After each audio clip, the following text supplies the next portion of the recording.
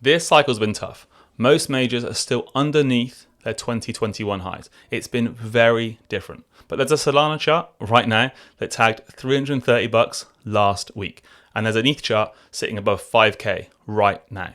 You just need to look in the right place. This video is for information and entertainment only. It reflects my personal opinions and is not financial advice. Check the description for more information. Always do your own research. Hey guys, I'm Alessandro. Welcome back to the show. Today we're looking at inflation, and not just inflation in the real world, inflation in our precious tokens. Inflation's been brutal in the real world the last few years.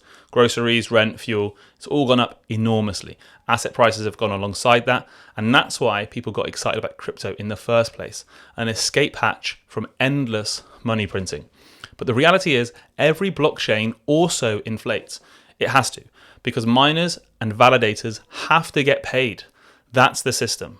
Without incentivizing people to put their resources to work, who is going to run the network? So every single blockchain inflates. Bitcoin issues new BTC every block to pay miners. Proof of stake chains issue new tokens every block to pay validators.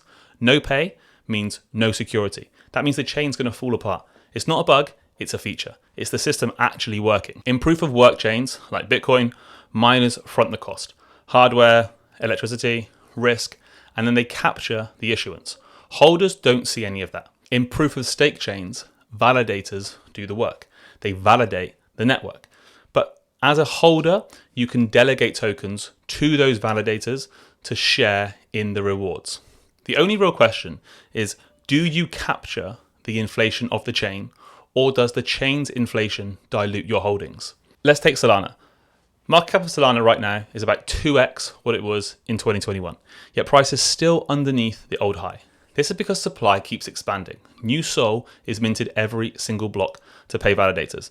Most of Solana supply is now fully liquid.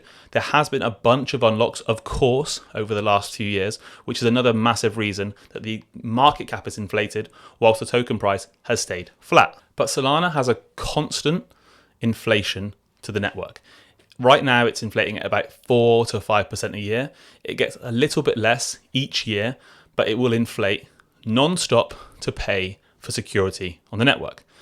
These payments go to validators, the people who are using their tokens to secure the network. So it's very simple. If you stake your SOL, you also receive a portion of the rewards from the network every single block. And if you don't stake any SOL, you're paying the dilution cost.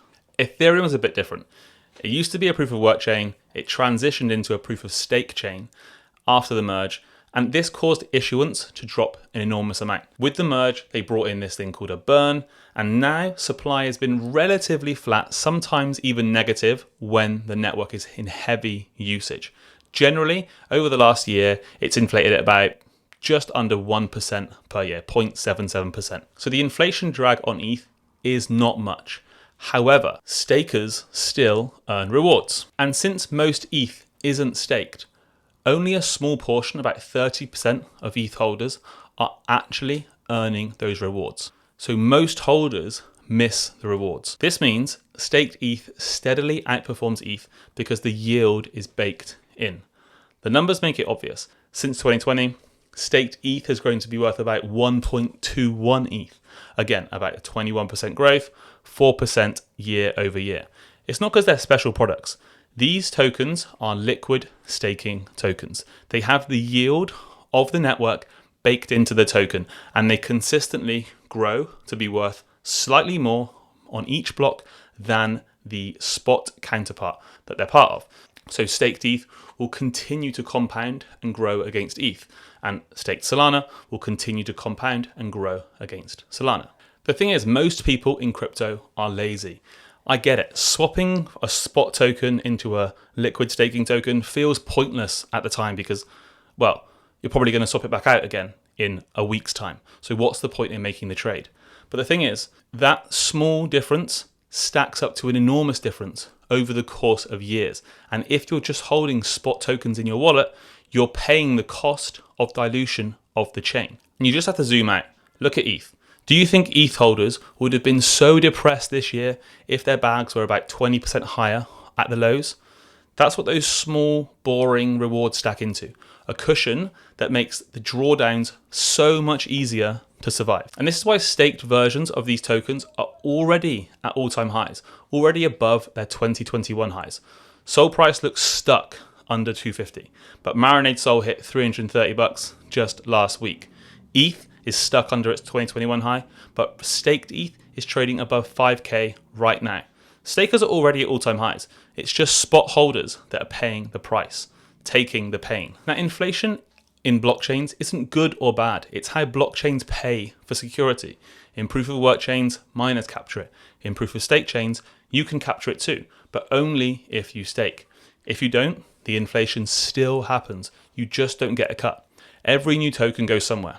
If it's not to you, it's diluting your bags. That's the story. When you hold tokens spot in your wallet and they're not accruing any staking rewards, it's costing you the price of inflation. The chain is going to continue to issue tokens with or without stakers. The only people who get rewarded though are the stakers. It's the real value of the network. This is what I think. Looking at these charts, the Marinade Sol chart, the wrapped staked ETH chart, is far more valuable when you have a long-term mindset on your tokens. It's so much easier to see, okay, this network's being used.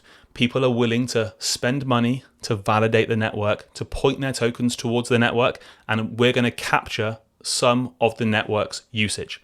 You only get that if you stake, and if you don't stake, it's just impossible to see. So that covers today's show. I know going and staking tokens is a ball ache. It's just much easier to just leave it in your wallet. Even those small percentage points per year do actually add up, especially when you zoom out across multiple years. So that covers today's show. Thank you ever so much for watching. I shall see you in the next one.